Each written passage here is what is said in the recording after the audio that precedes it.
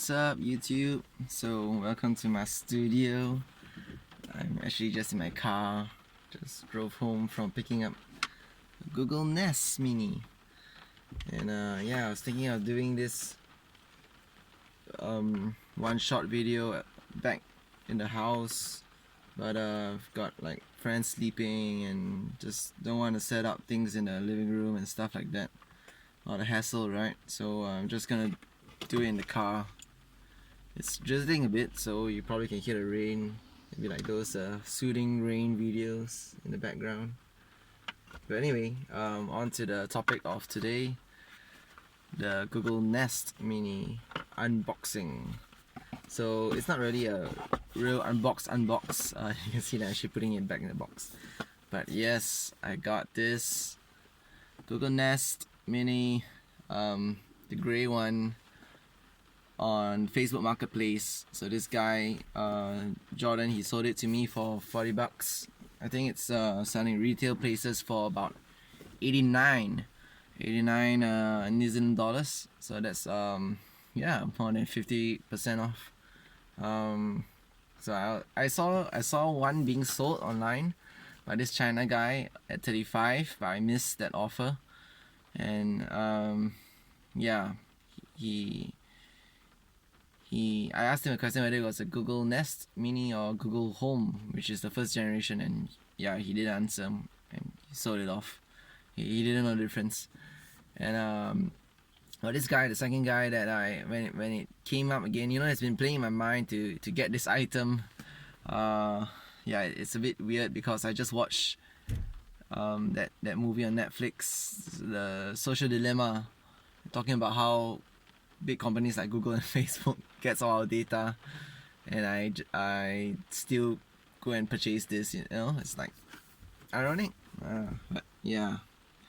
Okay, so first up, one of the first few reasons why I really wanted to get a Google Nest Mini or Google speaker, which has no screen, is because I want to place it beside my bed and tell it to set my alarm for when I want to wake up to go to work.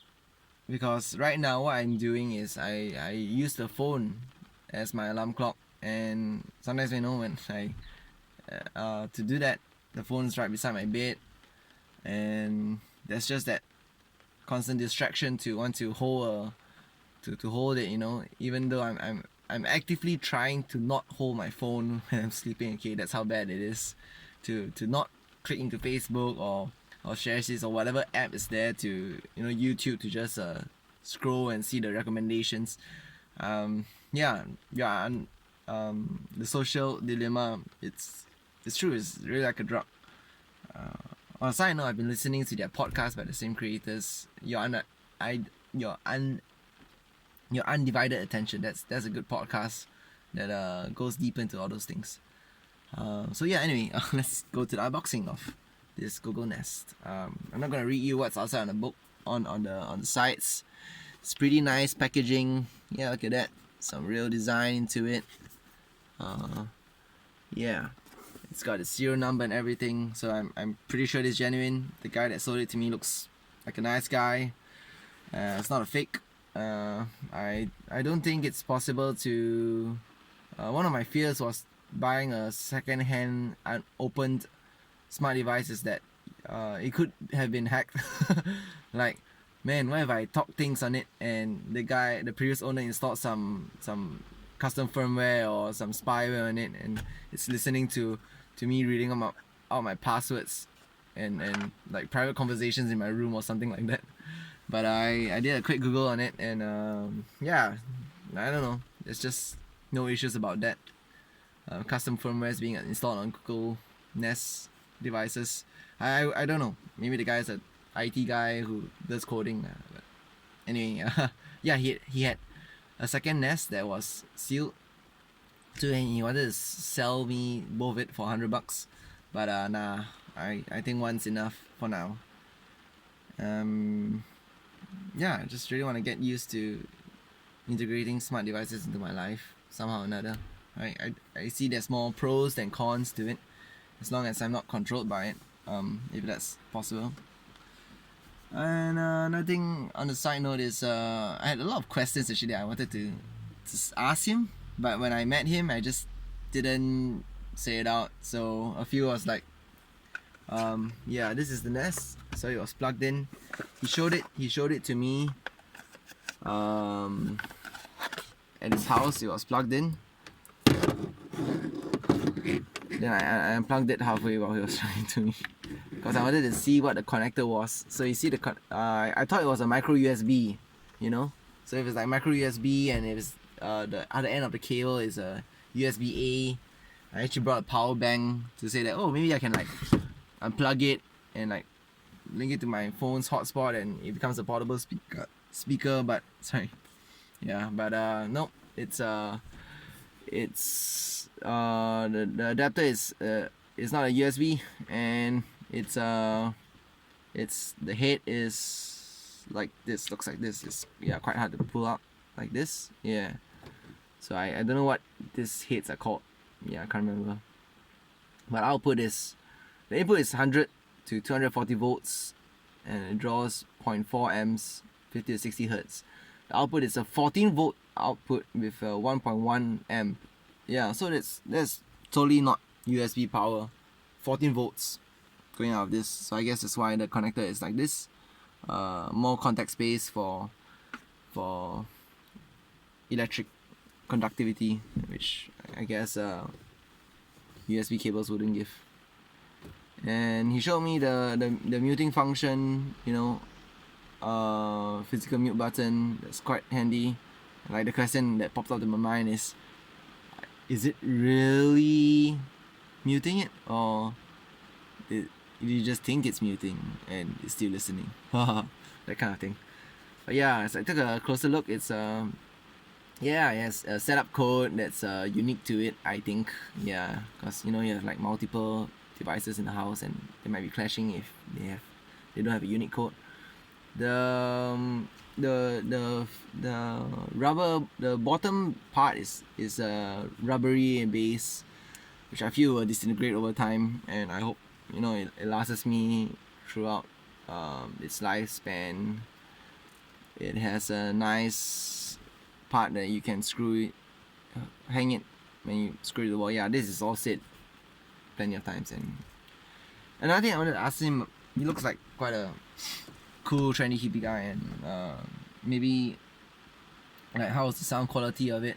I heard it's like a better speaker than the first generation Google Home Mini. I don't know, maybe the speakers are bigger. I'm not gonna tear it apart. And another thing that ran through my mind was like, should I check for it being pried open first before buying it? But yeah, I just didn't do that in front of him. That's just a bit weird. But maybe I should next time. I don't know. Yeah. Maybe it's like tempered and modified. But anyway, that aside. But the biggest question actually I wanted to ask was, and which I will ask myself later on, is: has life improved? Has the quality of life improved with the usage of the Google Nest Mini? Yeah. So I asked him like why was the reason he was selling it, and he was like, oh yeah, he used it for a while and then he just didn't use it that much, and it was sitting in his cupboard, and he has like two pieces. One was a gift and one is a from a bundle package thing, and he just wants to get rid of it. And yeah, I don't know, maybe if I find that it's like overtaking my life, the best thing to do will be to get rid of it too. But yeah, anyway, for those people who own Google Nest Minis, do let me know if your life quality has improved after using it, or has it not improved. Because this is like psychological thought at the back of my mind that because information is so easily accessible to us nowadays at a click of a screen or a quick Google search, then it pops up. Our brains just tend to not want to memorize things anymore, like phone numbers or facts or whatever. And yeah, I don't know if that's a good thing or bad thing. Does it free up your mind to think about more things, like mental real estate, or does it just make you lazy, or like how's the brain's structure affected by technology in that sense, that we become more and more reliant on it? Like, how will my life be if I get so used to using a Google Nest and then suddenly there's no internet or electricity, or I'm like away camping or something? Yeah, so do let me know how's your experience with Google Nest Mini, tips and tricks on how to use it better, or that you found useful in your own life with this product. So thank you for listening to this one shot podcast. No, it's not no, vlog, yes, vlog, yeah. And I'll see you next time with more random updates. I think I like this studio. I'll probably do more recordings here. Peace out.